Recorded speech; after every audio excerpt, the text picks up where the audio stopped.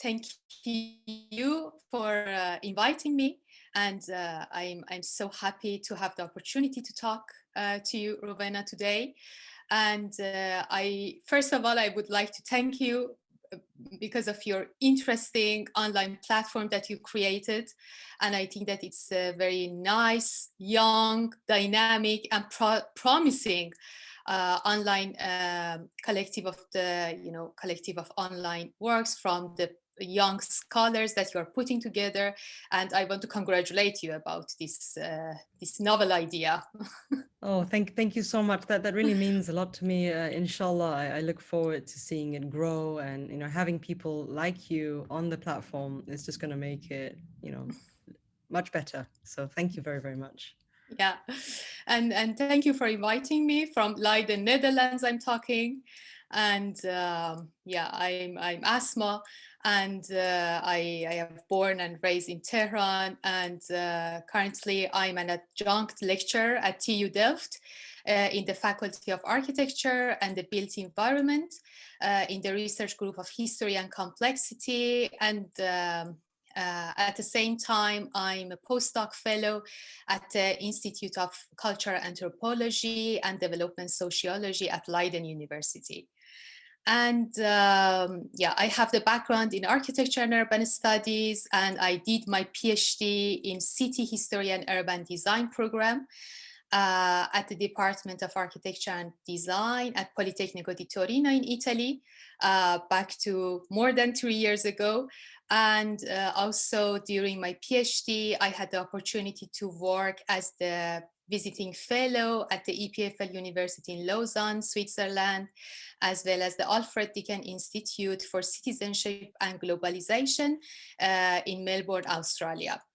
So that's a brief overview. Oh, great. Yeah, and also during the last 3 years, I did different postdoctoral fellowships in different contexts, academic contexts. After just graduating from PhD, I was successful in receiving the national grant from Iran's National Elites Foundation in the area of Wow. oil heritage in Iran. And yeah, I as part of this grant, I worked closely with the leading international organizations such as ICOMOS, UNESCO, and TIKI for preserving the modern heritage and also the oil heritage in Iran. And after Super that, cool. yeah, Sorry, I have to say that's so cool. Well done. yeah, Congratulations. Keep thank going. you. Thank Yeah, you. and after that, I started postdoctoral fellowship at Politecnico di Torino in the area of the Southeast Asian urbanism. And yeah, and also this is the kind of journey that I started toward the book that I will talk about later on Kuala Lumpur, Malaysia. And as part of this postdoctoral fellowship, I just spent the time in Berlin as the ZKU fellow in ZKU Center for Art and Urbanistics, that I try to present the book and kind of to work as the researcher in residence. And then I did another postdoctoral fellowship at the University of Porto back to 2019, which I worked on a European funded project in the area of the urban governance. And it was a project between 4 European countries, Norway, Sweden, the Netherlands, and also Portugal. And yeah, currently, you know that I am working at Leiden. And so this is a kind of brief academic overview of my previous works. Amazing. Thank you for sharing all of that. Thank you.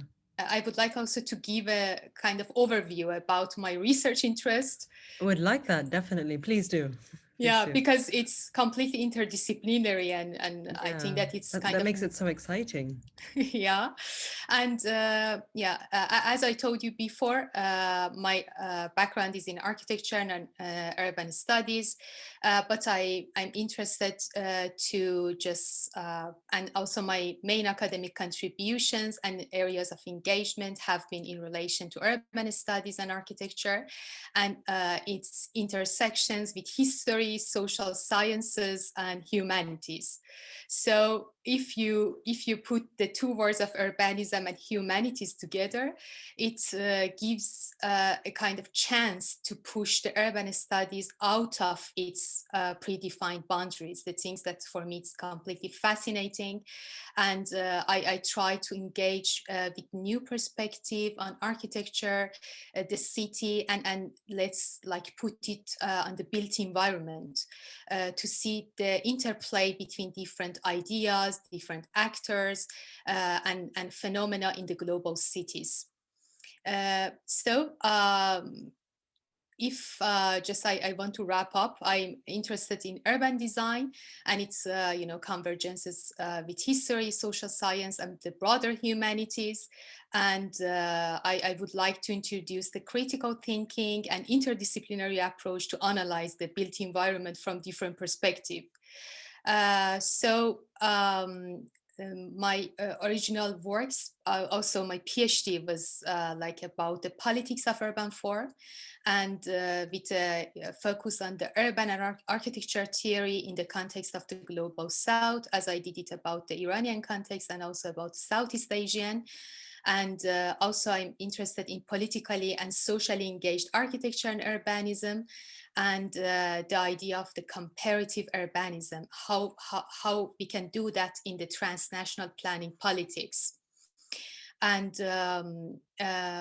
more recently, I am also engaged with the oil urbanism and the port cities and oil cities, and in Netherlands, which is in line with my current fellowship in Netherlands.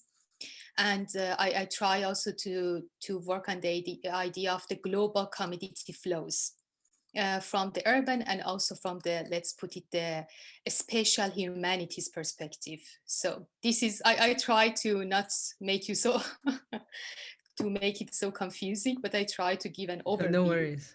No, you did it very well and very clearly. I mean, it's a very complex topics, I should say, but you explained it very, very clearly and very well. Thank you. It's very interesting work, very different. Yeah, thank you. And so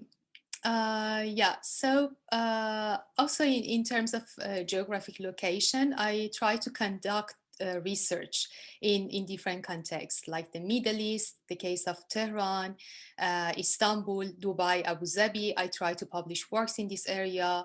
Also in Southeast Asia, in Kuala Lumpur for sure, as Yay. yeah, you know that, Rowena, as well as the different parts of Europe like Torino, Berlin, Porto, and the US Detroit. I try to publish through these different contexts, and I think that's just working as an architect and also as a lecturer and educator before enrolling at PhD in Italy. In Tehran also prepared me for this kind of, new perspective into the urban studies and architecture. Tell us a little bit more about your book, the book that you've published, and as well as your upcoming book. Yeah, that's a nice question. Thank you for asking this. I'm so excited about the upcoming book project that I have. And I just signed a new book contract with Routledge. And congratulations. Thank you very much. It's based on my unpublished PhD thesis in Torino. And it's about the urbanism in Tehran from sacred to radical. And it's now under contract as part of the architecture and urbanism in the Global South series. And I supposed to be out sometime in 2022. And and in this book, I try to to just kind of go through the public spaces in Tehran, and I try to engage with this, political changes, the power struggles, and autocratic modernity, and how it manifested in the public spaces of the city. And I use the theoretical framework, and this book tried to examine the relationship between these political dimensions of public spaces and the built environment in Iran and the greater Middle Eastern region. And in pursuing such analysis, I try to engage with issues ranging from details of political histories of case studies in public squares to the current master plan of the city of Tehran. And in this book, I try to examine the relationship between affordance of public spaces, their history, as well as the emergence of social events and political movements. So historically, which both of us are interested, I start to take a look at the kind of emergence of representative pseudo-political public space for demonstration of power and national identity during the first Pahlavi era. Then I would go through the reoccupation of public spaces by social movements and political parties during the nationalization of Iranian oil movement till 1953 Iranian coup d'etat as the second part. And then I will focus on the second Pahlavi era, and I try to go to the master plan of Tehran and to see it as the metropolis of tomorrow till Islamic revolution. But the final part is just in the final part of the book, I try to just link it to the current situation and go through the special dimension of political spaces of Tehran, and I try to give a kind of theoretical framework to the necessity of these urban social movements in a global context. So this is the kind of historical overview of the different chapters of the book. And as part of the book, I try to address the subject of politics in architecture and the built environment through examining the various academic literature in urban studies, urban sociology, urban anthropology, philosophy, as well as the social and political sciences. And I would say that it's a kind of less well-known tradition in architecture and linking with democratic values, which is mostly it's based on the Western. I try to just kind of use the Western and non-Western perspective with the aim of decolonizing the notion of public space in the cities like Tehran. And I would say that the book is kind of, each section of the book provides a snapshot of spatial and political condition in one era that will lead to the events in the next. So I know that there are several books and much existing research exploring different aspects of Tehran, but it has a particular focus on the built environment, and also it tried to engage with the deep, historical analysis, and also engaging with the different concepts to the questions of democracy and public space, and link it to the major political events and urban transformation over time.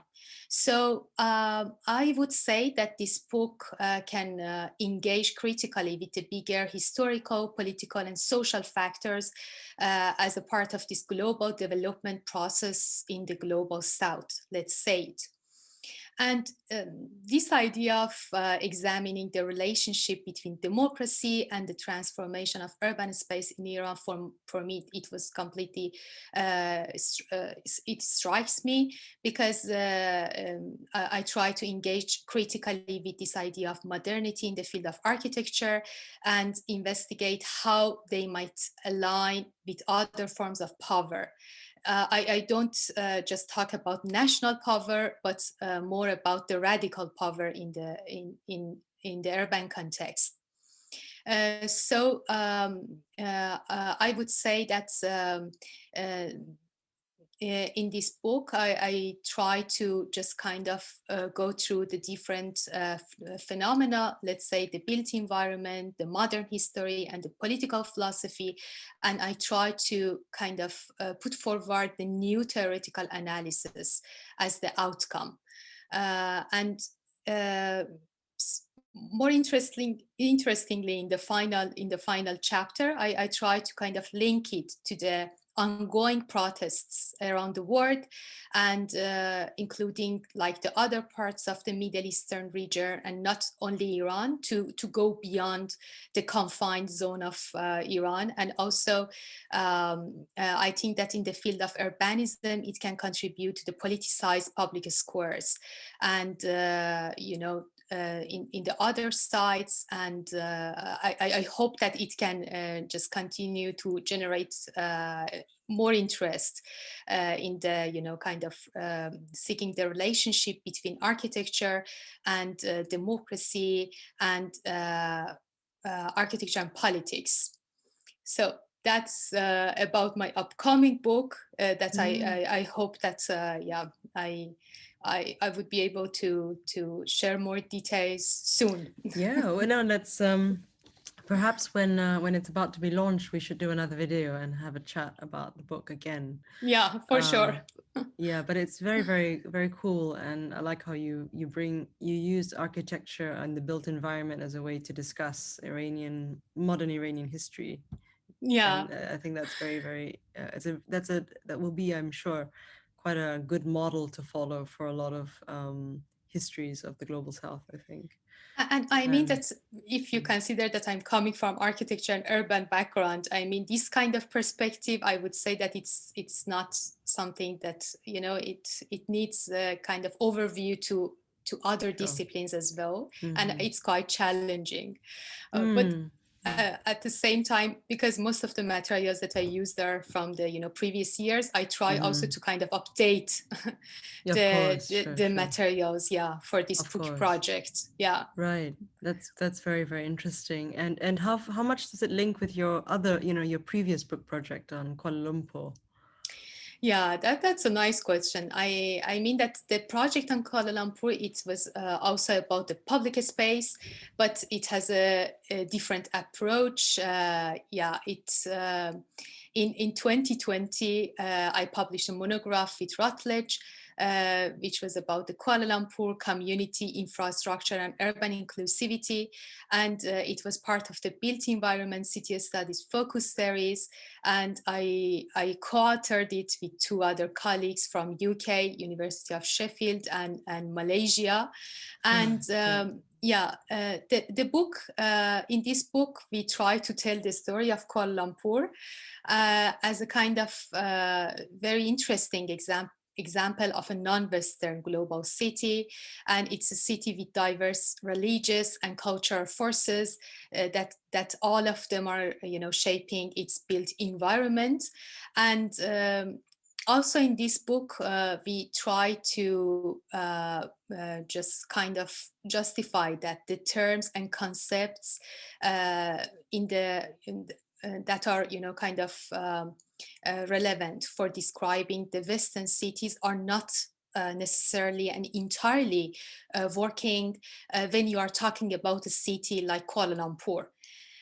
Because we are talking about city with particular climate, and also the strong presence of Islam and at least two other different religious, colonial past, neoliberal globalism, and also a very unique identification of the approach to Malaysian identity, which gives a different, kind of narratives to the city. So we try to kind of develop our own language to be able to talk about the city, just not through the prominent Western theories, but we try to develop our own language in this in its built environment. So as you perfectly know, Kuala Lumpur is a city where the religious is kind of prominent feature of its urban landscape. So you can see hundreds of mosques that are located within the Yeah, proximity of, that's I true. don't know, residential, or I don't know, the working areas. And also there is also the significant number of Hindu, Chinese temples, and also the Christian churches.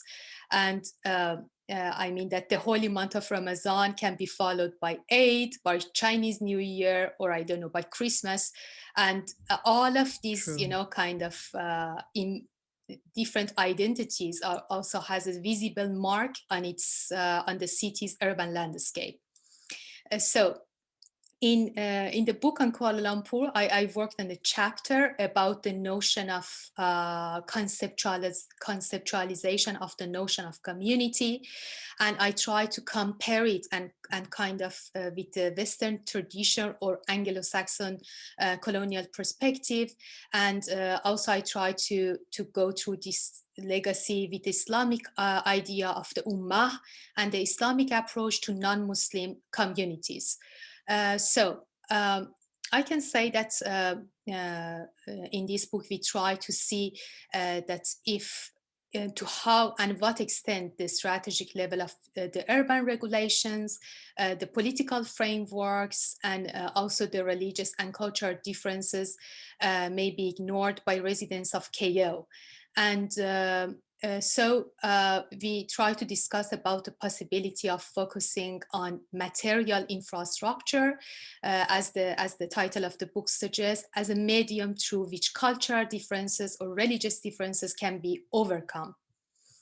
Um, Based on our empirical studies, we try to touch on the migrant communities of KO and to see that how the different public spaces are used by different ethnic and religious groups. So this is the kind of in-depth analysis we try to start, and we went through the urban and social infrastructures of the city, and we just argued that the elements of urban infrastructure could work as a kind of mediator beyond communities. So it can allow the inclusive social structures to be built despite all of these cultural and religious tensions that are existing within the city.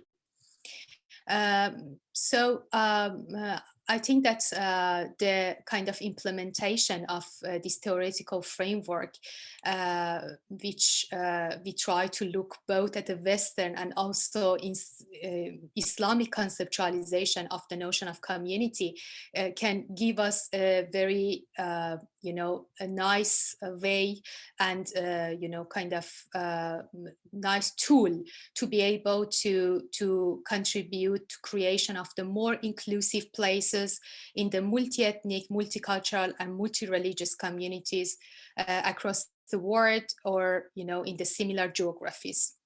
So this is, I would say that the both books are contributing to the idea of the definition of the public space. But in the global south, when the language and when the all the contributing factors are different from the prominent Western theories. So in both books, I would say that I try to find the language, within from the context, not to just justify it with prevalent or just with dominant Western theories. So in this way, I think the both books are kind of related and kind of connected. Yeah. Right. Thank you so much for going through that. And it's nice because you link my hometown with yours. So it's always nice. And I think it's important. And it's interesting how you've had to almost invent your own language to deal with cities in the global south. And I think that's very, very important work. And from Kuala Lumpur to Tehran, what would you say have been the most interesting surprises or challenges for you? Yeah, I think, in both contexts, we need the kind of new paths, or at least open new horizons. in order to, decolonize this urban theory in both areas. And also that religious factor about Islam, for me, it was the kind of, connected link that I found through these two contexts, through my hometown and your hometown.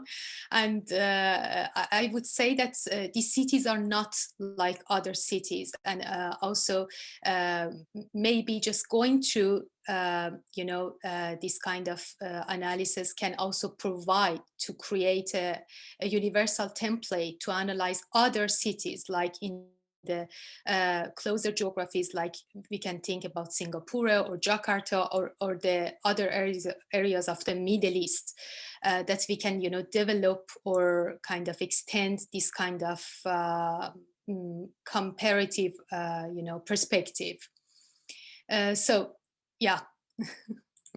No, that's interesting, and it's funny how there are these links that may not necessarily be immediately apparent. So thank you for sharing all that with me and with the viewers as well. And thank you for answering all these questions. And before I move on to the final question, I was wondering if there was anything else you'd like to add. Thank you. I'm just, so happy to be able to be here. And I would like to see more researchers in this area, more, kind of young and, kind of, how can I say, I'm so interested in doing the interdisciplinary works, and I would like to see the, kind of the new research agenda that are coming up from these junctions. Let's see how it goes. Yes, well, you're a trailblazer, so I'm sure a lot of people will start following very soon. And so thank you so much for that. And I was wondering, are you planning to stay on in academia? I heard that you teach and you pursue research, but what are your future plans, if I may ask? Yeah, all of this long journey started with a passion to academia. That's my passion for sure. I would like to continue this academic career path, but doing this different postdocs in different academic contexts, and also just working with people from different disciplines. I think it prepares me and kind of gives me an opportunity to be able to find myself, within the timelines, within the geographies, and within different languages and disciplines. But also, I think that it's not enough to be in academia and not, not anything else, because I think that we need also to just reach out to the broader audience and the policymakers outside academia. For example, I try to be active in publishing the kind of short and informed opinion pieces for online outlets, to go beyond the academia and to reach the broader audience and policymakers in different platforms, like The Conversation, like, I don't know, BBC Persian, like the Leiden anthropology blog. I think this is important also to create the link and bridges, between academia, the broader audiences, and also the policymakers. I think that it just, being within the confined zone of academia, it's not enough. So we need to find the ways, creative ways, to go beyond. So that's, I think, it's a necessary thing to think. Yeah. No, you're absolutely right. I mean, on one hand, it's important to produce articles, academic articles, but at the same time, it's necessary to reach a broader audience. And yeah, that's good. I think a lot of people, a lot of academics should follow that. It helps. Exactly, because I think it's the place that the greater impact, is Absolutely. created. Yeah. Absolutely, yeah. absolutely, and reaching and making our topics accessible as well. Exactly, and I think Yeah. your online, platform is contributing to that part. I And hope because of so. that, I hope yeah. so. Yeah, because we don't want to be living in a golden tower where no one No, can reach us. Yeah. I mean, because you just create this and you're just have a friendly conversation with scholars, at Yeah, different stages, and you connect exactly. them, through different, geographies, which is nice. I Which is mean, nice. Yeah, I yeah, like to think so. And the thing is, for me, on a personal level, I learned so much. And from ancient Persia to architecture to urban built spaces, I learned a lot personally. So for me, it's like having my own masterclass in Iranian studies. So yeah. I'm And very for me also, fortunate. it's a very, it's Yeah. like a learning place, different Thank online you. collectives. Yeah. So Exactly. But Asma, thank you so very much for talking with us today and for going through your amazing research topics. And I wish you all the best with your upcoming book. And I look forward to having another conversation about that in the future. yeah, for sure. Yeah, let's yeah, let's have it for sure. And thank you for this nice conversation, and hope to be able to see you soon. Definitely. Yeah.